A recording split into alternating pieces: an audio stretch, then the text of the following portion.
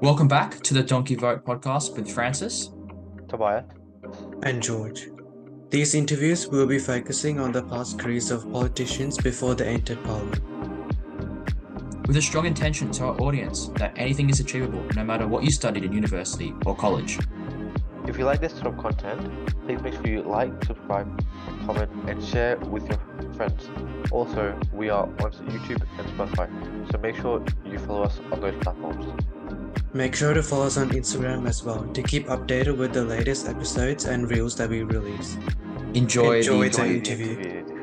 We have the honour of talking to the Deputy Nationals Leader in Victoria and the member for Lowan, Emma Kealy. Emma, thank you for joining us today. My absolute pleasure. Thank you so much for inviting me on.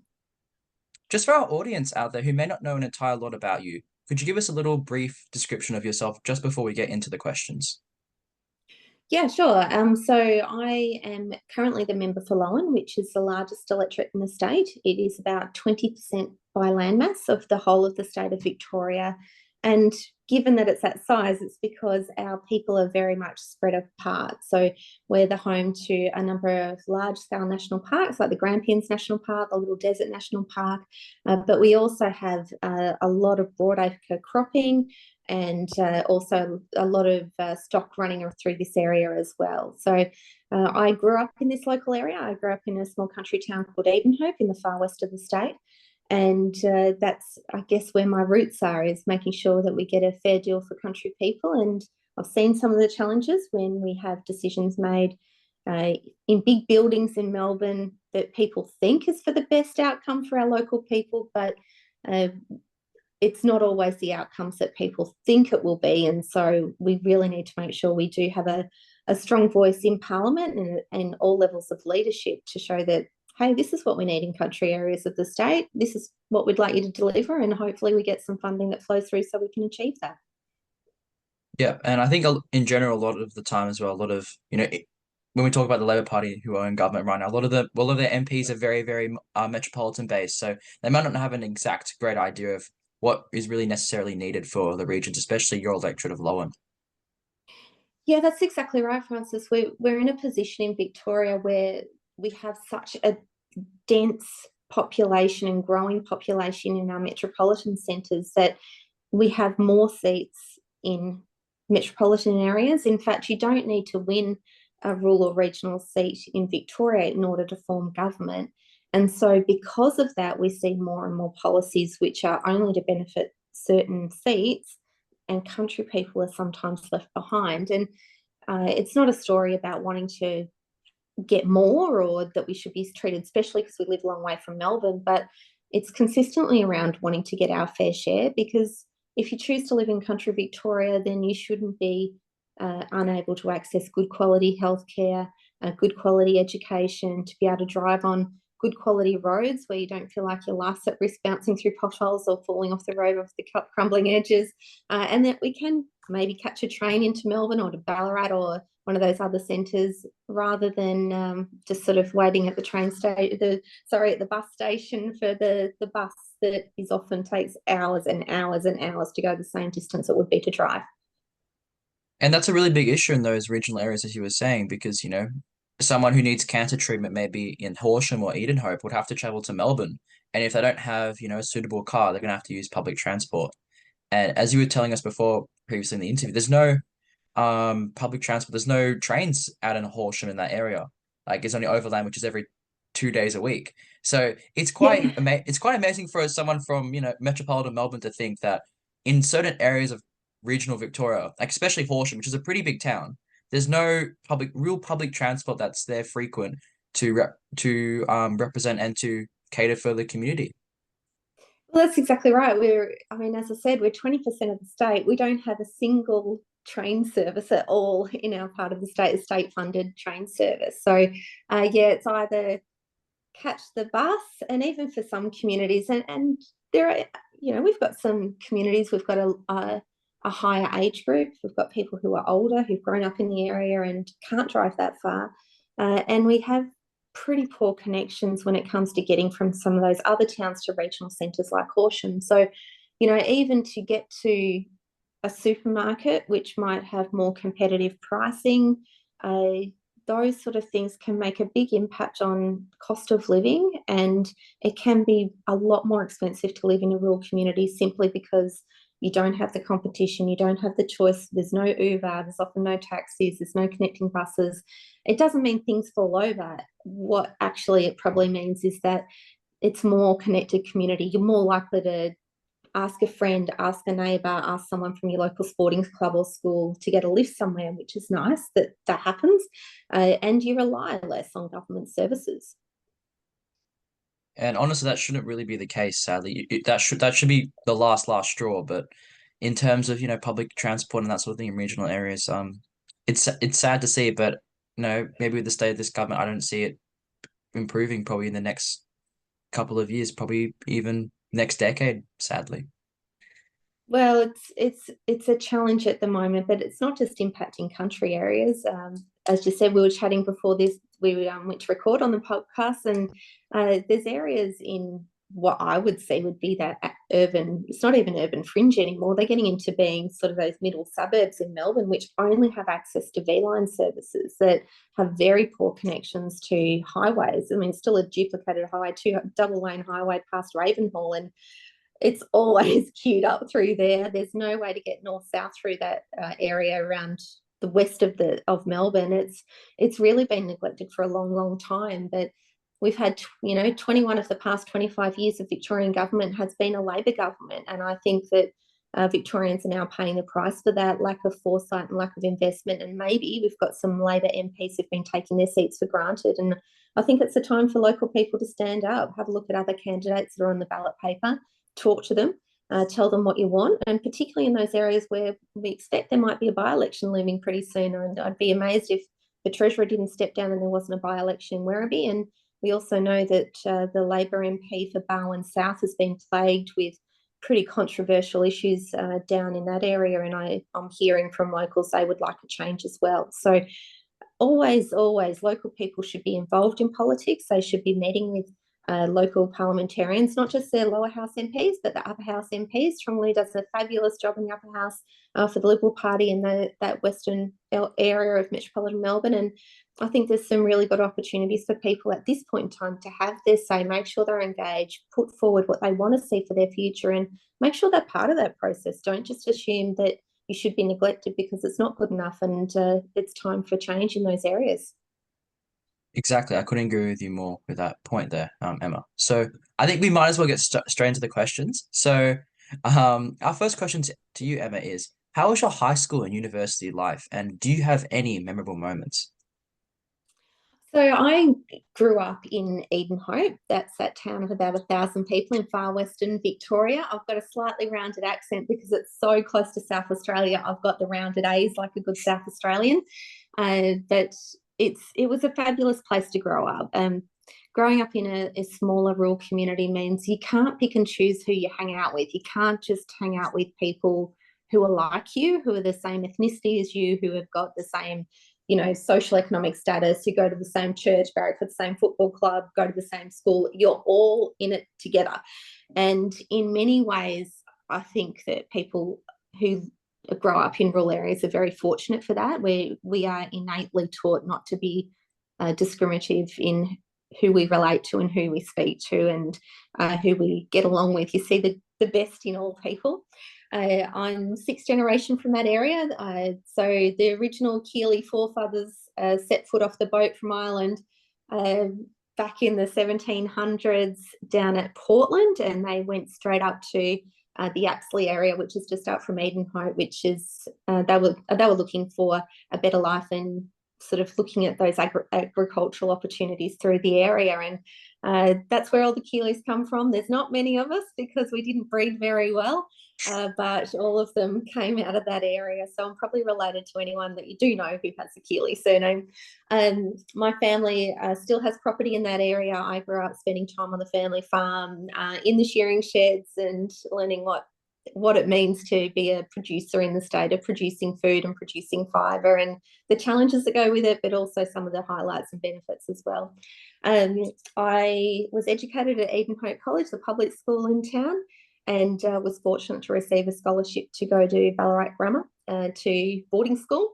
And when I look back, considering a question, some of the highlights would be that time that I spent at boarding school. I made some incredible friends, and because you live with the people that you're going to school with during a time when you're going through, your teenage years, you go through all your traumas of teenagehood as well together. So it was fabulous, and I've made some lifelong friends out of that, and we've supported each other through our journey in life, and all ended up in different places. But our best of friends, we still catch up every year to catch up on old times and feel like we're teenagers again.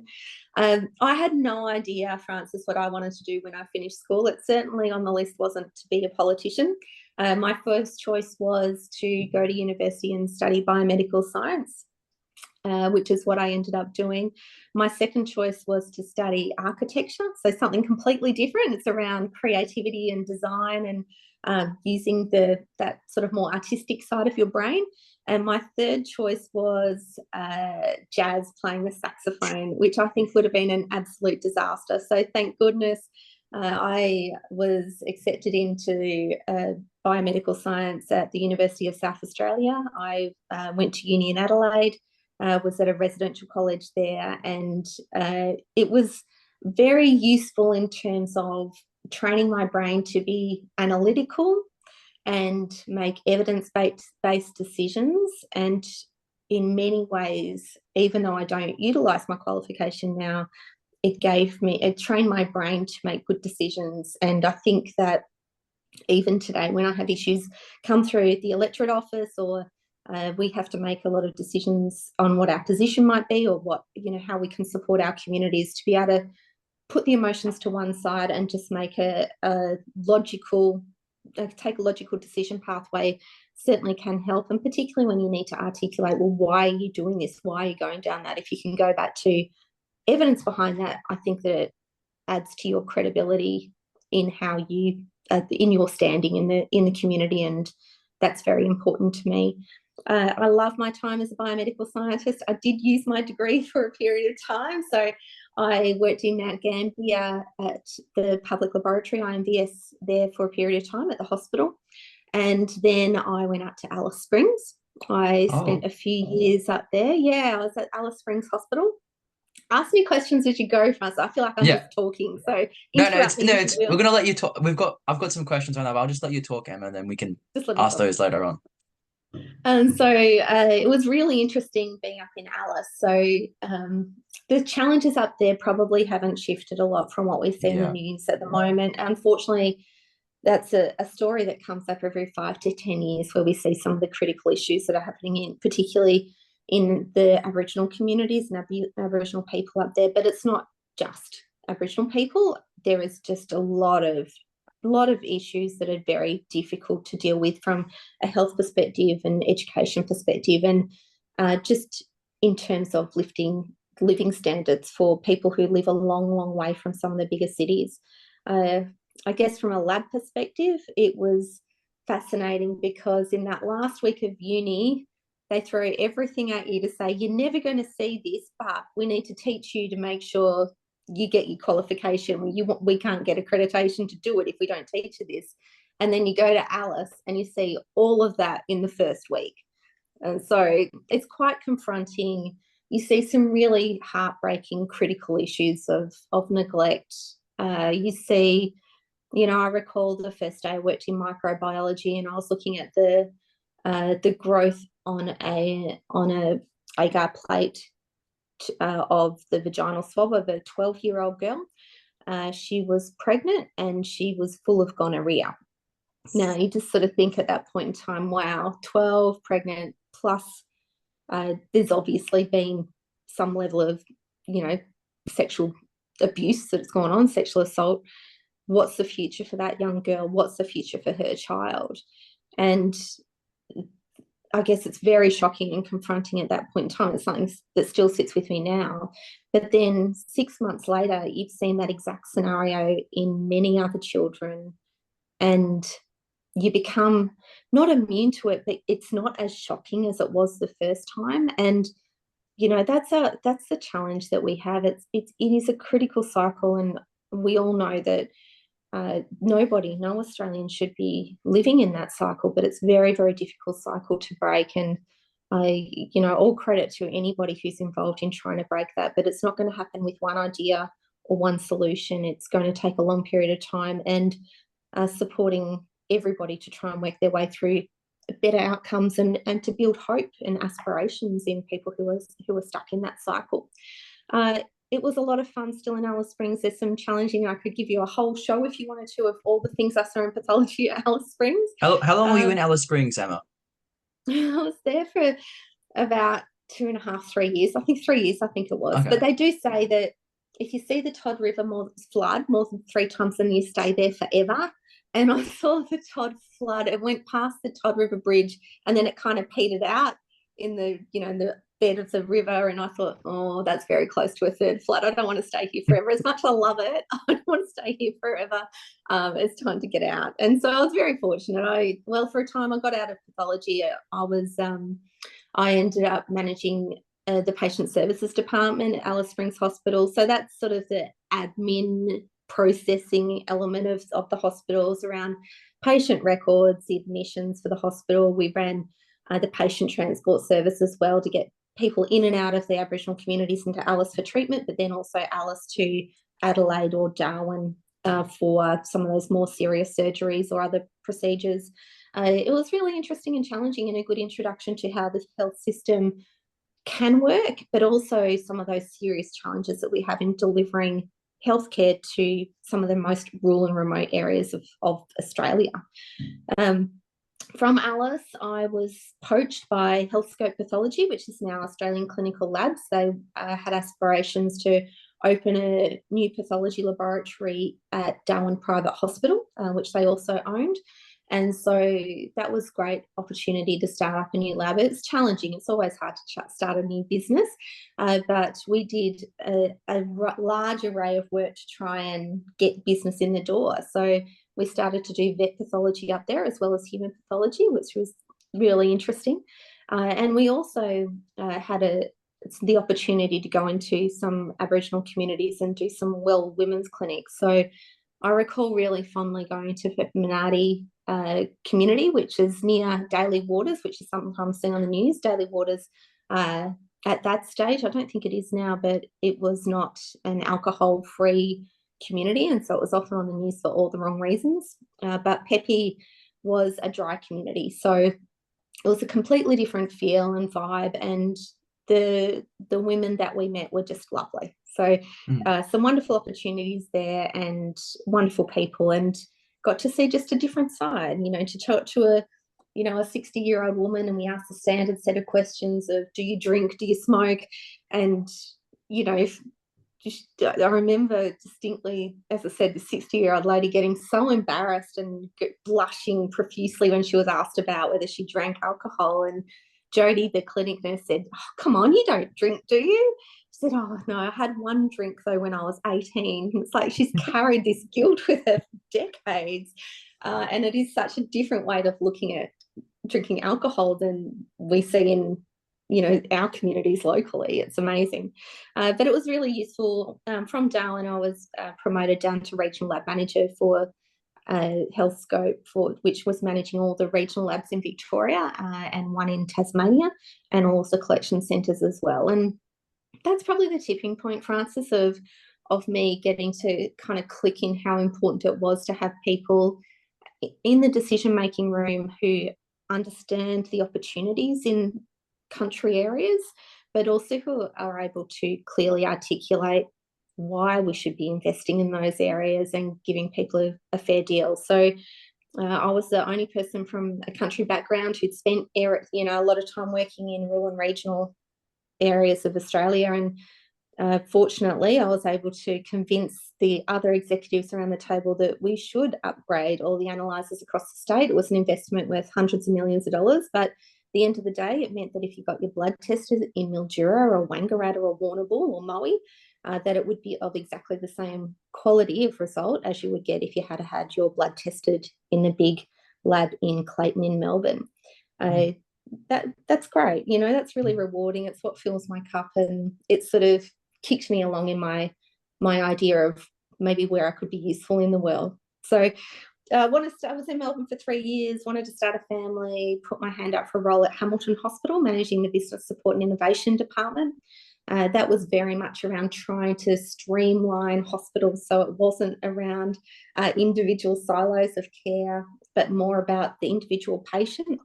And we also introduced new technology. So we had the first digital theatre that was supported by Olympus in all of the Southern Hemisphere, which we helped to make a reality.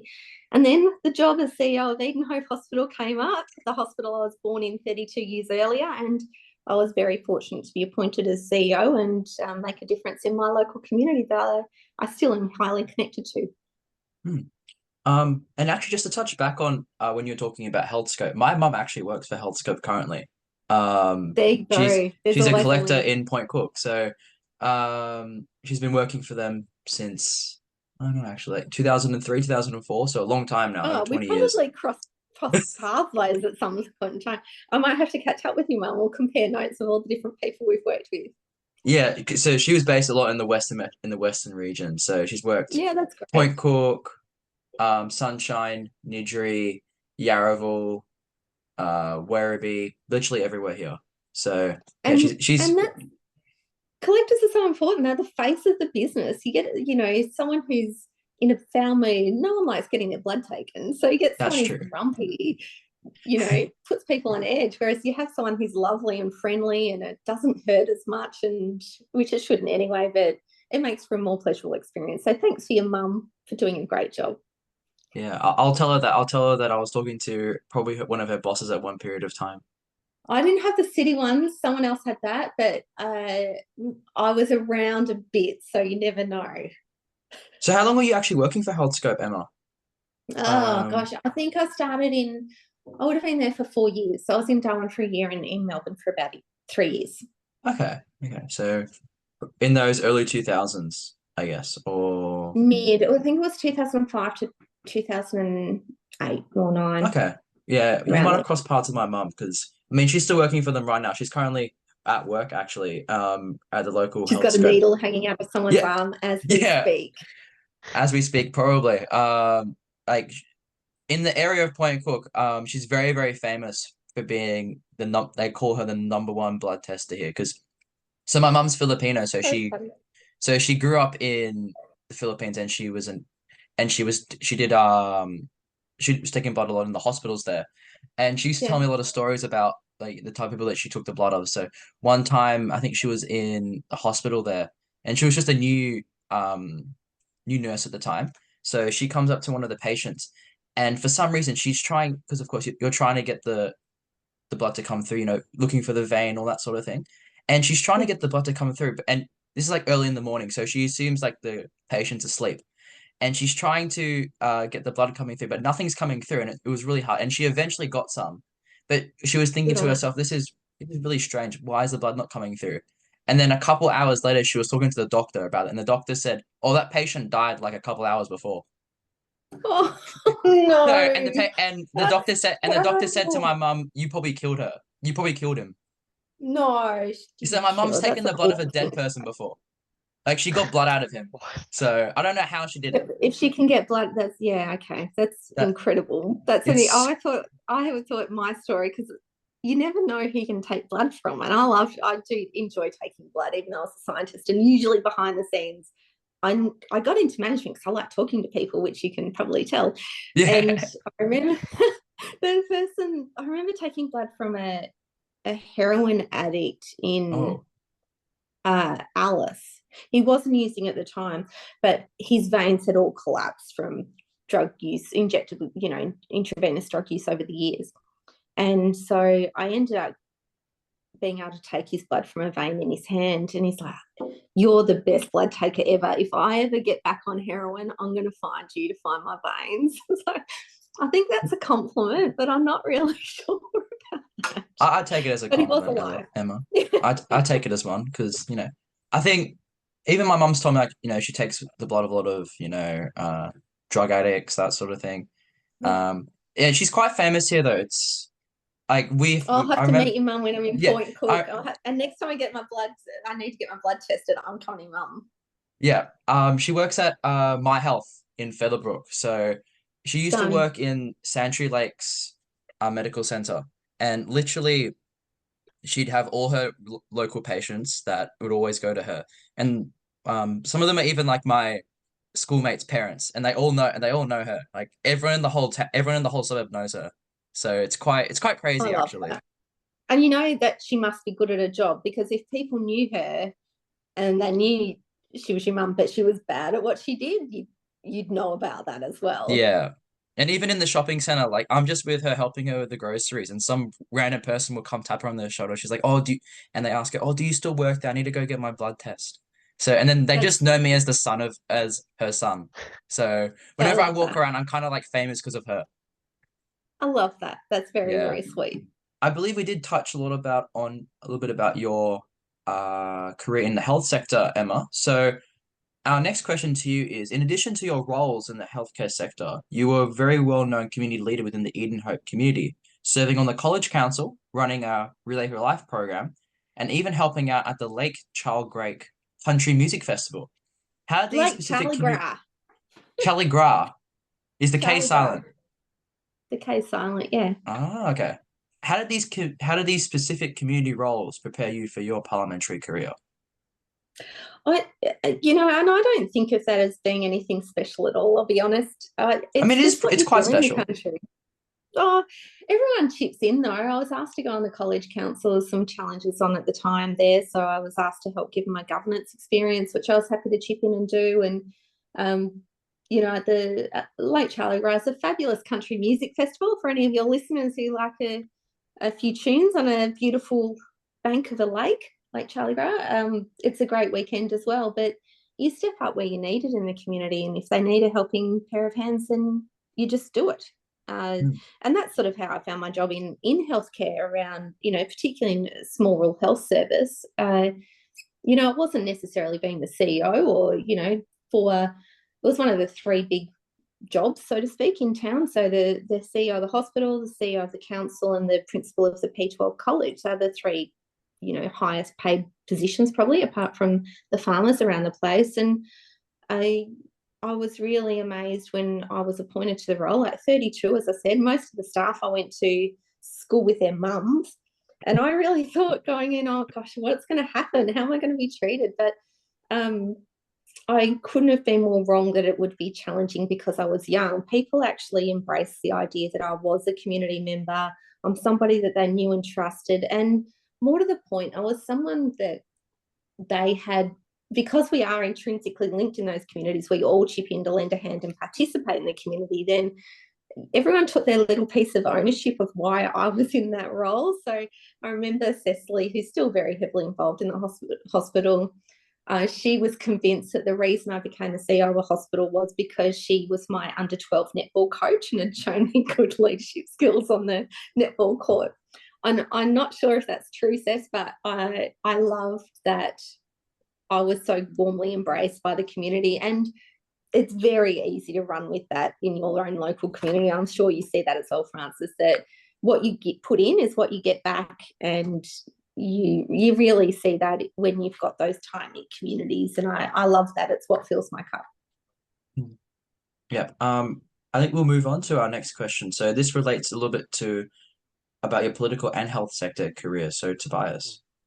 Yeah, did you ever think your healthcare days would ever enter Parliament? And what are some of your most memorable moments in Parliament over this last decade?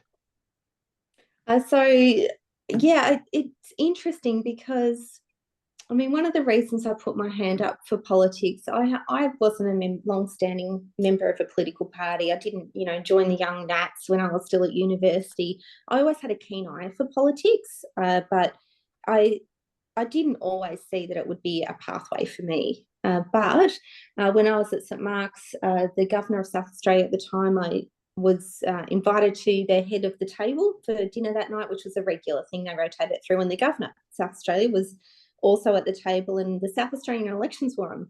And we were talking quite openly, and I was just talking about where I came from and some of the challenges in Edenhope and the country areas and bits and pieces that are going on. And he just stopped me mid-sentence, said, Emma, you would be fabulous in politics. We should see your face on these posters around Adelaide, not these other people who were standing. We need fresh blood like you. And I kind of laughed it off at the time, but it did plant a seed with me that that's something that was a possibility for me and that could be in my future. And so, for your listeners, who I'm sure are mostly younger people, don't think that you need an invitation into politics to be part of the story, whether you want to be an MP, whether you want to join a political party, whether you just want to meet with your local MPs and put forward your views over what you think your community needs and where the money should be going, where the taxpayer money should be going. Don't wait for the invitation. Go out and let it be heard. I was fortunate I had someone who planted the seed, but at the same time, it made me be more confident in engaging and explaining what I thought that the local community needed as well. Some of my highlights in Parliament, I've been in now for almost 10 years, so It's it's been a a long relatively time. long time. Yeah, it is a long time in politics. And I'm reminded of that when I look at the old corflutes or the posters of me from my first election to today. It's like you get an extra wrinkle every year of your parliamentary career, I think. There's been some great opportunities to be able to make legislative change for things that you push for, particularly from opposition, and get those wins for local people is very, very rewarding. So it's not just Emma Kealy MP. I have a fabulous team behind me as well in our office in Horsham. And we make sure we all celebrate those wins and successes of having success in opposition. And you can do a lot by having a good member of parliament, no matter whether they're in government or in opposition. And we keep a little record next to in the tea room, so that it's our feel good wall. So those nice emails we get of people thanking us for whether it's just listening, it might be about achieving a good outcome, it might be about securing funding. They are the things that we remind ourselves of and celebrate that, we are doing a good job and we are making a difference in our community. And I think that's what unites all of us, is that we just want to make a difference. And politics is certainly a really rewarding but often really challenging way to go through that. Yep. And as you were saying before, I think a lot of young people who are listening to this podcast, I guess, should take a little bit of inspiration from your career, Emma, because, at the end of the day, if you do have an issue within your community that you think isn't being represented, you should go out there, try and push for it and try and get it done. Like, whether that be for us in Point Cook, the community hospital, whether that be some roads, Yes. whether that be public transports not being adequate and not catering for the community, those sort of issues all across, not even just in Point Cook, all across the Victoria. As you were saying, there's no real train services in the Horsham area. Like, these sort of issues should be really pushed forward. And I guess sometimes it's important, if you are a young person out there who, is kind of sick and tired of, the government not representing your issues adequately, you have to go out there and show why, they should change and they should listen to what you're saying. Yeah, look, you're better off to try and it's not necessarily failing, but you're better off to try and then not have made a difference in the first time, rather than if you don't write the letter, if you don't make an appointment to catch up with your local MP, if you don't turn up to their mobile office, if you don't do any of that, then you're not going to change anything. So what have you got to lose? You're just putting the opportunity out and increasing the chances of something positive happening. So I reckon that's worth a shot. I reckon you're better off just to put the effort in and make the call, send the email, whatever it might be, share your ideas, because if you don't share your ideas, it will never happen. Exactly.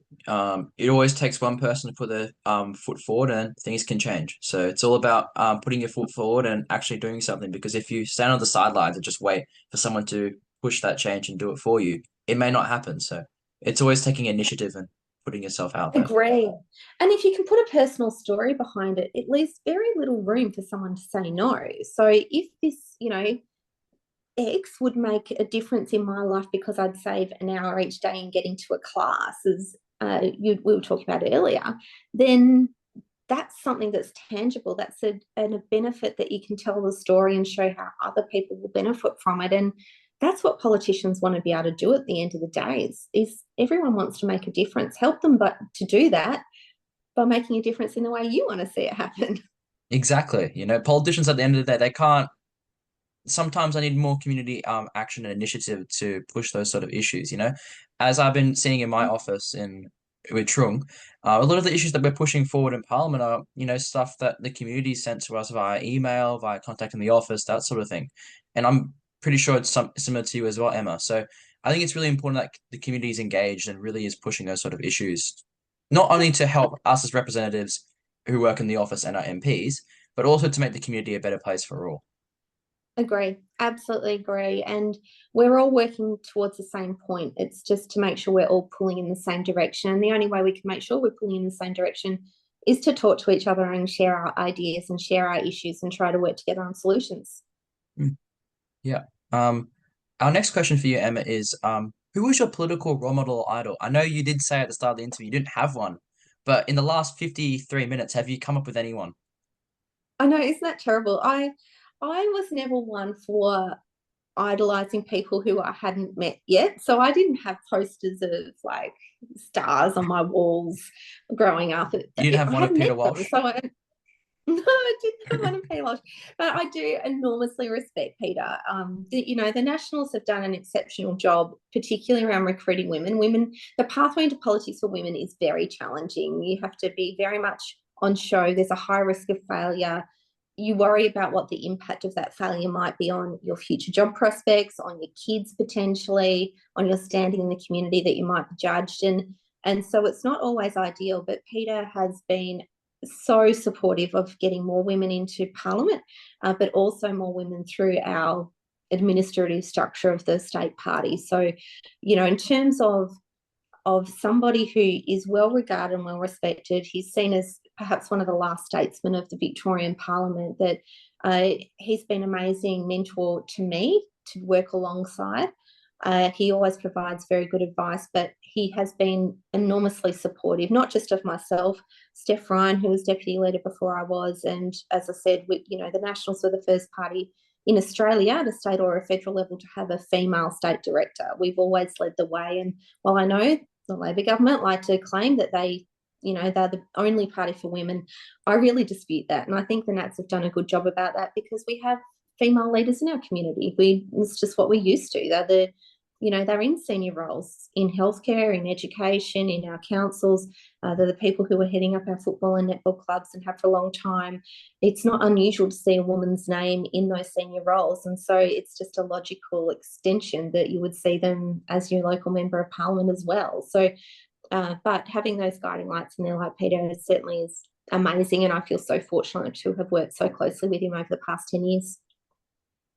Yeah, and you've been leader of the Nationals now for just over 2 years, as you were saying. Steph Ryan was before you, and I guess in that period of time, especially in 2014, when Steph Ryan became deputy leader of the Nationals, there weren't many women, in leadership roles within Parliament across the whole nation. So it was a really big step from the Nationals to, have a woman who was a deputy leader of their party in Victoria.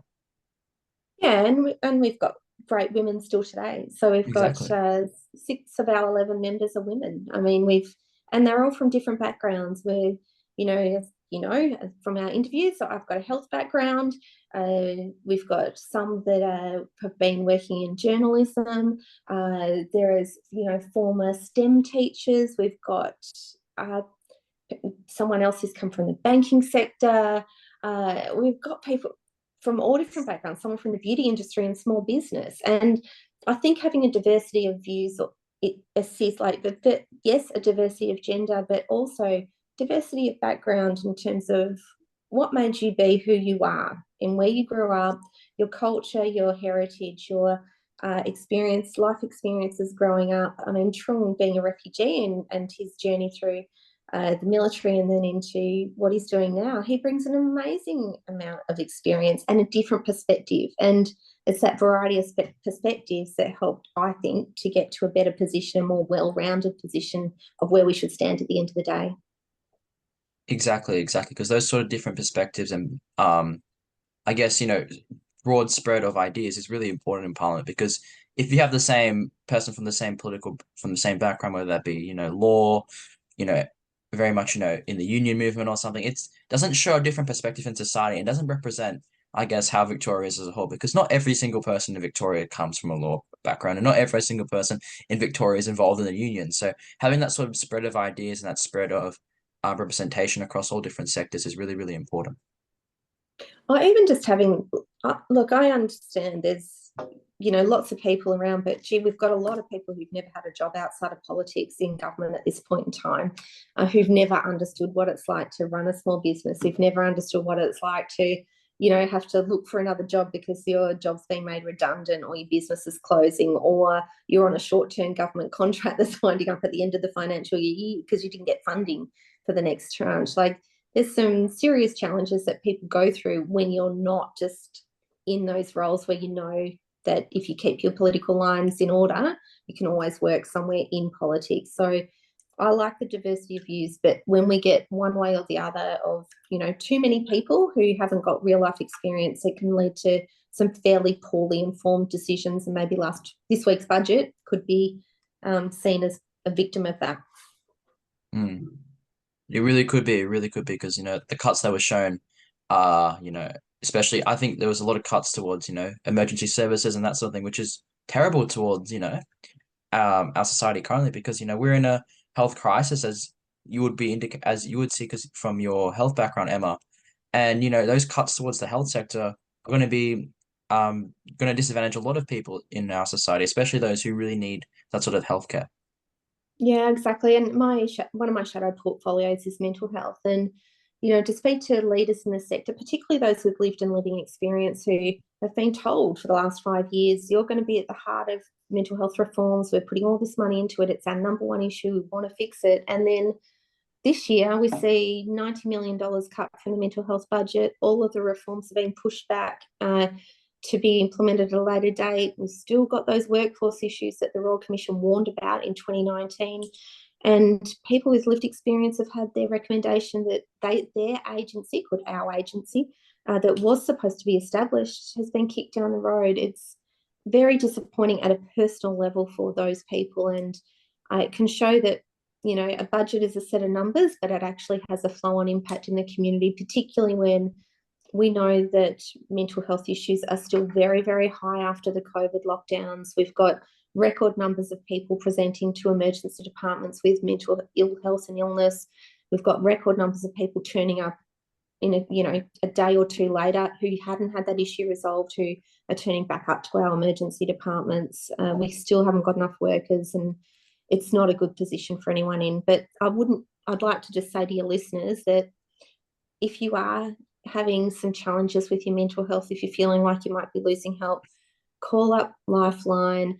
Kids Helpline is fabulous as well. Talk to a mate, reach out to your family, your teachers, your friends, whoever it is, but don't keep it by yourself. There is help out there. It is not that easy to navigate, but it doesn't mean that it's not worth doing. So for any of your listeners who aren't feeling like the sun's shining that well today, please look out for yourself. It will make a difference for all of your mates down the track. Exactly. Because, if you're keeping it inside of yourself and, you're not, I guess, telling the right people who could help you out in that situation, if you're just bottling it up with yourself, it can be really detrimental. It can really impact, your physical health sometimes even further than your mental health. So it is important that, you speak to professionals out there, as you said, in Lifeline and any sort of professionals in the mental health industry that can really help you, um, you know, make the Reach out. sunshine again for you. Yeah. Just Yeah, reach and out, find hope. exactly. And find hope. Find hope. Find Find hope in hope. Edenhope. I love it. That's why they Yeah. called it Edenhope. There's the last fact of the day because I do have to shoot. I'm sorry, but Edenhope is named after the Hope brothers who just found this waterhole and they thought it was like the Garden of Eden. So rather than Hope's Eden, it became Edenhope. Yeah. Fun And fact. fun fact for our viewers out there, and I'm guessing a lot of them didn't even know about Edenhope before this interview. No, So, um, great for you to share that, Emma. And as you were saying as well, I do realize you have a meeting currently right now that you're a little bit late for. So we do really appreciate you coming on the podcast and talking to us about your career before politics and a little bit about, the mental health sector and what you hope the government, in the next couple of years pushes on, especially within your electorate of Lowan. So we really do appreciate you again coming on the podcast and talking to us. my pleasure. Anytime. Thank you both so much. All right.